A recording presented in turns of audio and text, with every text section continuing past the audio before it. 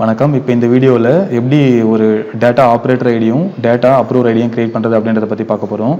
இதுக்கு அட்மின் ஐடிக்குள்ளே உள்ளே போயிட்டு மாஸ்டர்ஸில் நியூவில் உள்ளே போயிட்டு நியூ டைப் ஆஃப் யூஸரை கிளிக் பண்ணோம் அப்படின்னா இதில் டேட்டா அப்ரூவர்னு இருக்கு பாருங்கள், ஆப்ரேட்டர்னு இருக்கும். ஆப்ரேட்டரை கொடுத்துருங்க. கொடுத்துட்டு ஃபஸ்ட் நேமில் வந்து பார்த்தீங்கன்னா இப்போது ஸ்கூலுடைய இப்போ ஃபார் எக்ஸாம்பிள் ஜிபிஹெச்எஸ் வந்தவாசி அப்படின்னா ஜிபிஹெச்எஸ் வந்து ஃபஸ்ட் நேமில் கொடுத்துடலாம்.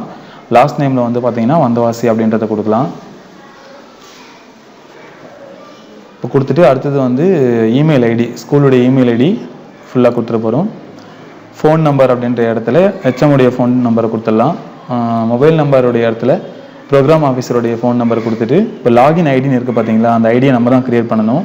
பொதுவாக என்ன ஃபார்மேட்டில் இருக்கும் அப்படின்னா ஸ்கூலுடைய அந்த ஃபஸ்ட் லெட்டர் ஜிபிஹெச்எஸ் வந்தவாசினா v.do அப்படின்றது டேட்டா ஆப்ரேட்டர். அதுக்கப்புறம் ஏதாவது ஒரு நம்பர் 8 நான் கொடுத்துருக்கேன். ஜிபிஹெச்எஸ் v.data operator 8 அப்படின்னு சொல்லிட்டு கொடுத்துட்டு இப்போ ஃபோன் நம்பரையும் மொபைல் நம்பரையும் கொடுத்துட்டு சப்மிட் கொடுக்க போகிறோம்.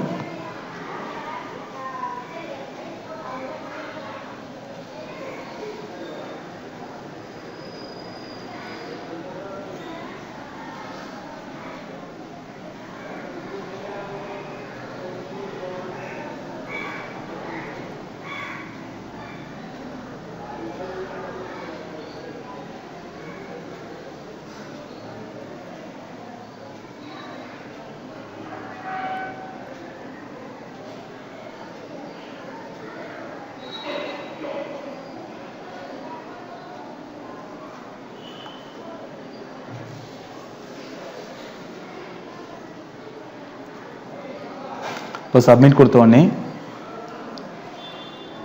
நமக்கு இது மாதிரி சக்ஸஸ்ஃபுல்லின்னு சொல்லிட்டு வந்துடும். லாகின் ஐடியெலாம் வந்துடும்.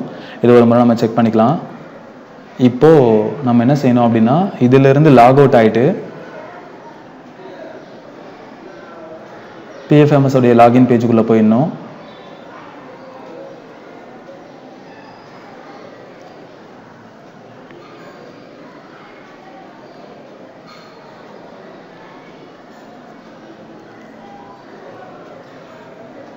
இப்போ எதுக்காக இது செய்கிறோம் அப்படின்னா இப்போது பாஸ்வேர்டு வந்து புதுசாக செட் பண்ணுறதுக்காக, இந்த ஐடிக்கு உண்டான பாஸ்வேர்டை நம்ம புதுசாக செட் பண்ணுறதுக்காக தான் இதுக்குள்ளே போகிறோம்.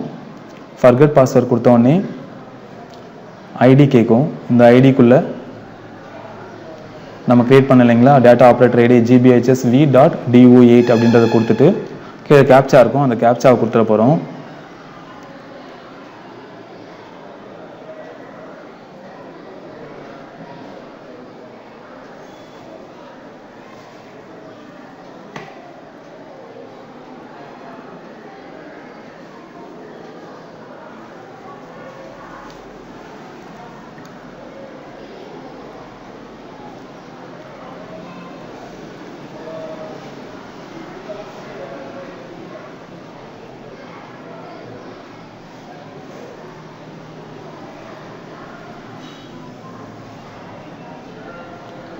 இப்போது இதில் வந்து சென்ட் ஓடிபி போத் அப்படின்னு சொல்லிட்டு இருக்கு இல்லைங்களா, அதை நான் செலக்ட் பண்ணுறேன்.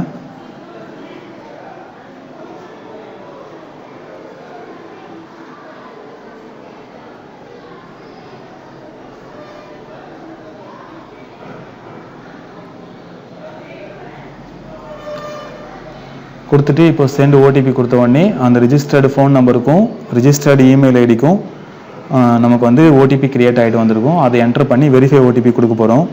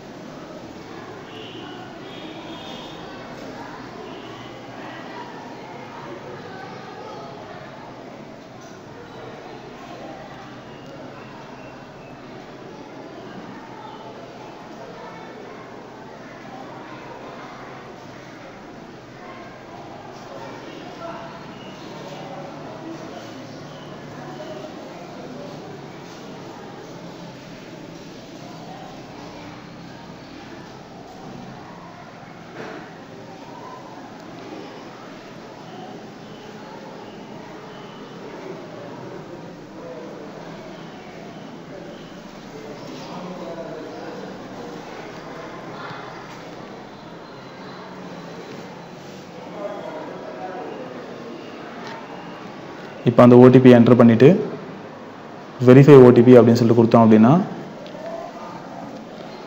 ஓடிபி வந்து வெரிஃபை ஆகிடும். இதுக்கப்புறம் நம்ம செய்ய வேண்டியது என்னென்னா,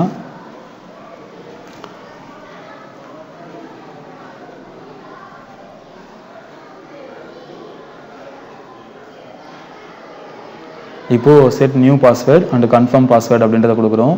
நியூ பாஸ்வேர்டு வந்து ஒரு ஃபார்மேட்டில் கொடுத்துட்டு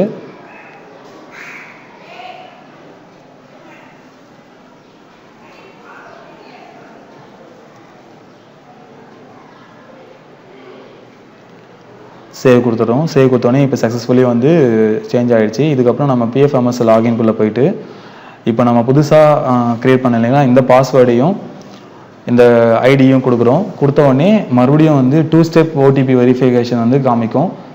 இப்போ நான் பாருங்கள், இப்போ நான் புதுசாக க்ரியேட் பண்ண data operator ID GBHS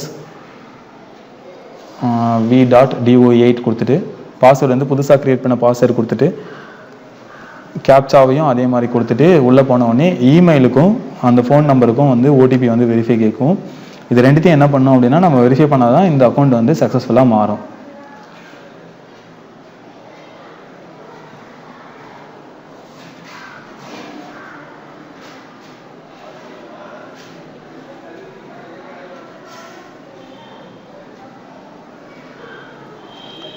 so இப்போ இது மாதிரி வந்து 2 ஸ்டெப்பில் சென்ட் ஓடிபி அண்ட் சென்ட் ஓடிபின்னு சொல்லிட்டு 2 காமிக்கும். ரெண்டுத்தையும் செக் பண்ணி நம்ம வெரிஃபை பண்ணிட்டோம் அப்படின்னா அக்கௌண்ட் வந்து சக்ஸஸ் ஆகிடும். இது சக்ஸஸ் ஆகிடுச்சு அப்படின்னா இதே மெத்தடில் தான் நம்ம என்ன செய்யணும், லாக் அவுட் பண்ணிவிட்டு டேட்டா அப்ரூவர் ஐடியை வந்து க்ரியேட் பண்ணணும். நம்மளுடைய அட்மின் யூசர் நேம் பாஸ்வேர்டுக்குள்ளே போயிட்டு மாஸ்டர்ஸில் போயிட்டு கிரியேட் நியூ யூசர்ஸில் போயிட்டு பார்த்தீங்கன்னா நம்ம டேட்டா அப்ரூவருக்கு இதே மெத்தடில் பண்ணிட்டோம் அப்படின்னா நம்ம 2 ஐடியும் க்ரியேட் ஆனதுக்கப்புறம் புதுசாக எக்ஸ்பெண்டிச்சரை நம்ம க்ரியேட் பண்ணலாம். நன்றி, வணக்கம்.